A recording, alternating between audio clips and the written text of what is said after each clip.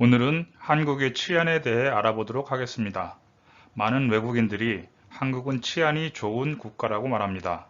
늦은 밤에도 여자 혼자서 돌아다닐 수 있을 정도이며 귀중품을 잃어버려도 되찾을 확률이 높은 국가라고 말합니다. 국가의 치안을 수치화하여 비교하는 많은 사이트가 인터넷에 있지만 한국에 대한 점수는 모든 사이트가 동일하지는 않습니다. 안전을 수치화하는 것은 어려울 뿐더러 각자 느끼는 안전의 정도는 차이가 나기 때문에 그 결과에 있어서도 오차가 큰 것입니다. 과연 한국의 치안을 어느 정도라고 말할 수 있을까요?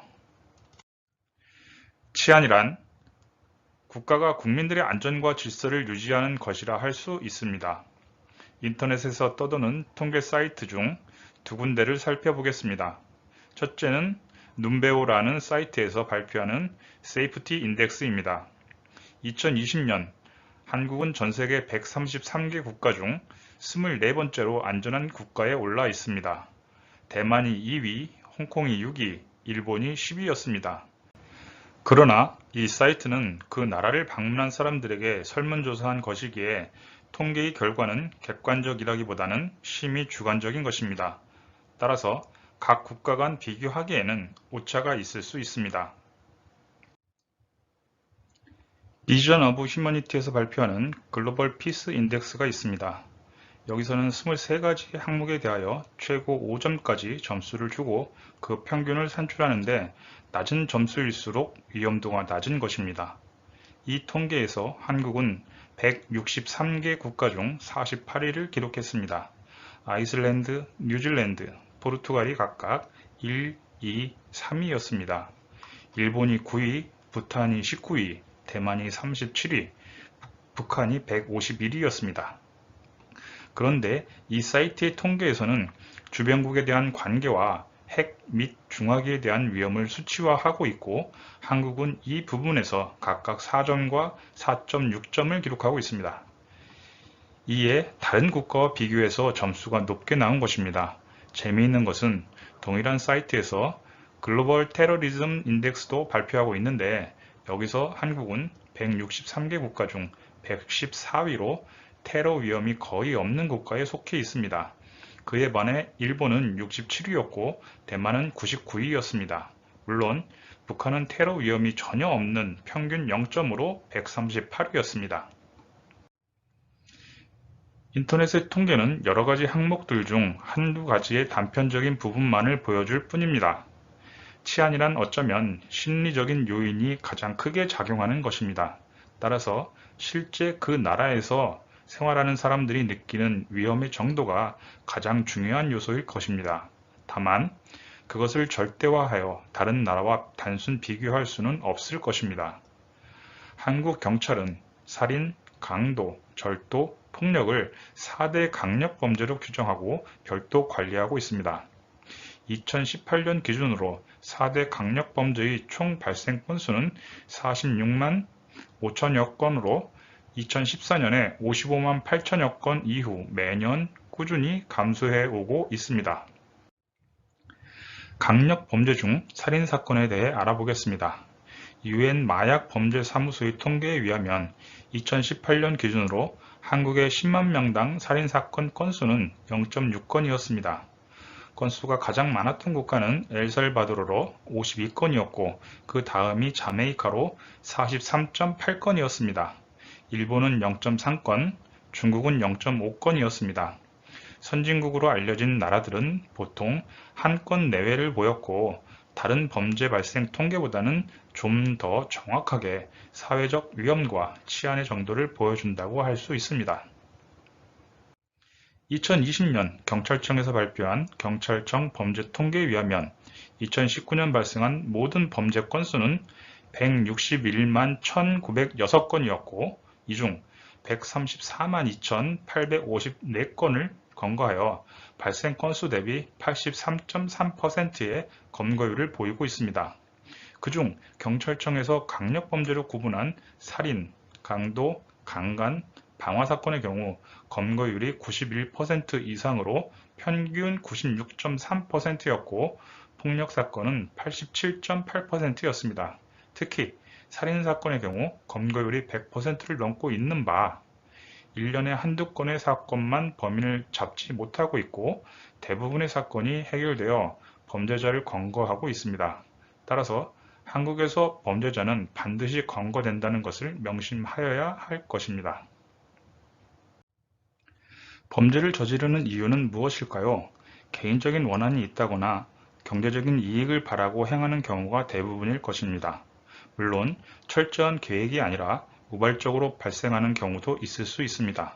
개인적인 원한이든 경제적인 이익을 바라서이든 아니면 우발적인 결과이든 어느 경우에나 완전 범죄가 되기 위해서는 몇 가지 조건이 필요할 것입니다. 첫째는 증거를 남기지 않아야 합니다. 둘째는 경제적 이익을 위해서라면 합법적 테두리에서 현금화할 수 있어야 합니다. 마지막으로 경찰에게 검거되지 않아야 합니다.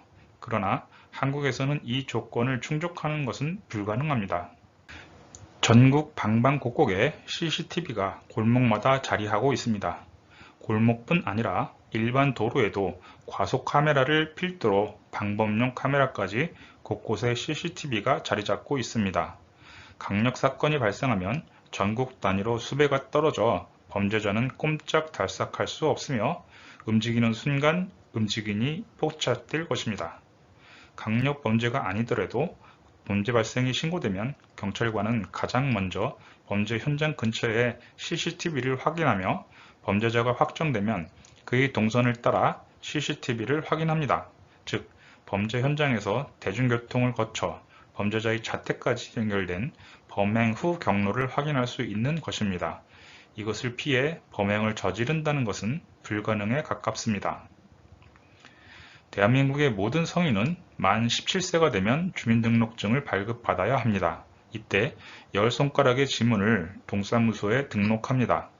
외국인의 경우 한국에 입국 시 17세 이상일 경우 양쪽 집게손가락의 지문을 등록하게 되어 있고 91일 이상 장기 체류하는 경우에는 출입국 관리사무소에 외국인 등록을 하는 때에 10손가락의 지문을 등록합니다.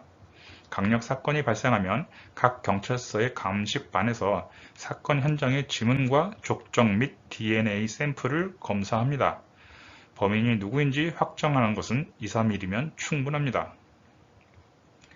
한국 인구의 약 92%가 도시지역에 거주하고 있으며 단지 8% 정도만 농촌지역에 거주하고 있습니다. 즉, 대부분의 대한민국 국민은 경찰서와 아주 가까운 거리에 위치하고 있다는 뜻입니다. 대한민국에서 범죄 신고는 112입니다. 집전화건 핸드폰이건 지역번호 없이 112만 누르면 언제나 경찰과 연결됩니다. 범죄를 신고하면 경찰은 5분 이내에 당신 곁으로 달려올 것입니다. 농촌 지역이라도 아주 깊은 산골이 아니라면 30분에서 1시간이면 충분히 경찰이 달려갈 수 있을 것입니다. 만일 당신이 범죄에 노출되었다면 지체 없이 신고한 후 한국 경찰을 믿고 지시를 따르길 바랍니다. 당신을 해친 범인은 멀리 도망갈 수 없으며 현장을 벗어나더라도 하루나 이틀 사이에 반드시 붙잡을 것이니까요. CCTV가 있건 지문이 찍혔건 5분 거리에 경찰이 있건 간에 신고하지 않으면 경찰이 도착하기는 힘듭니다. 그러나 걱정하지 마세요. 한국인들의 신고 정신은 세계 최고입니다. 범죄 현장을 목격한 한국인들은 모두 112에 전화할 것입니다. 동시에 수십 통의 전화가 경찰에 도착할 것입니다. 아마 어떤 사람은 현장에서 범죄인과 대치하고 있을지도 모릅니다. 한국인들은 불의에 대한 저항 정신은 세계 최고니까요. 늦은 밤에 인적이 드문 골목에서 범죄를 당한다면 큰 소리로 위험을 주위에 알리세요. 당신을 대신해서 주민들이 경찰에 신고할 것이고 경찰보다 더 듬직한 이웃 주민들이 몽둥이를 들고 달려올 것입니다. 한국에서는 카페에서 테이블 위에 노트북이나 핸드폰을 놓고 화장실을 다녀와도 물건이 없어지지 않는다며 모든 외국인들이 신기해합니다. 카페뿐 아니라 야외에서도 잃어버린 물건이 그 자리에 있을 확률이 외국보다 높다고 합니다. 만일 여러분이 테이블에 핸드폰을 놔두고 테이블을 떠난 후 그 핸드폰을 누군가가 들고 갔다면 어떤 일들이 벌어질까요? 먼저 당신 옆자리에 있던 사람은 당신이 아닌 다른 사람이 당신의 핸드폰을 줍는다면 당신을 대신해서 그 사람에게 주인이 있는 물건이라고 알려줄 것입니다. 그렇지 않는다 하더라도 112에 신고할 것입니다. 만일 당신이 그 자리에 다시 돌아간다면 아마도 자세히 방금 전의 상황에 대해 알려줄 것입니다. 만일 당신이 경찰에 신고한다면 경찰은 주변 CCTV를 확인하여 범인을 특정할 것이고 그 사람이 최종적으로 어디로 갔는지를 확인할 것입니다. 만일 그 사람이 중간에 신용카드 등을 사용하였다면 더 쉽게 추적할 수 있을 것입니다. 범인이 핸드폰을 현금화하기 위해 싼 값에 다른 사람에게 판매한다면 그 핸드폰을 구입하는 사람도 때에 따라서는 처벌받을 수 있습니다. 가격이 시중의 시세보다 현저히 싸다면 훔친 물건일 확률이 높고 훔친 물건을 구입하는 것은 대한민국에서는 위법입니다. 그러나 당신의 핸드폰을 주운 그 사람은 당신의 핸드폰을 경찰서에 분실물로 신고했을 가능성이 높습니다. 그 사람도 한국의 치안이 대단하다는 것을 알고 있는 한국인이니까요. 만약 당신이 물건을 잃어버렸다고 생각되면 경찰청 유실물 통합 포털을 이용해 보세요. 전화번호 1822를 이용하거나 인터넷 lost112.go.kr입니다. 대부분의 물건을 다시 만날 수 있을 것입니다. 한국은 작은 면적의 인구는 5천만 명이 넘습니다. 또한 그중 92%의 인구가 도시에 몰려 있으며 그중 2천만 명이 서울과 수도권에 거주하고 있습니다. 경찰은 여러분과 5분 거리에 있고 곳곳에 CCTV가 설치되어 있습니다. 대부분의 자동차에는 블랙박스가 설치되어 있어 움직이는 CCTV로 작동하고 있고 어느 경우에는 차량의 시동이 꺼진 경우에도 작동합니다. 국민들의 신고 정신은 투철하며 다른 사람의 불의에는 함께 극복하는 것을 주저하지 않습니다. 일부 통계 조사에서는 한국의 치안이 세계 20이다 혹은 40이다 발표하지만 사실 한국의 치안은 전 세계의 경쟁 상대가 없습니다. 어떠한 경우에도 범죄는 성공할 수 없으며 성공한다 하여도 멀리 도망갈 수도 없습니다.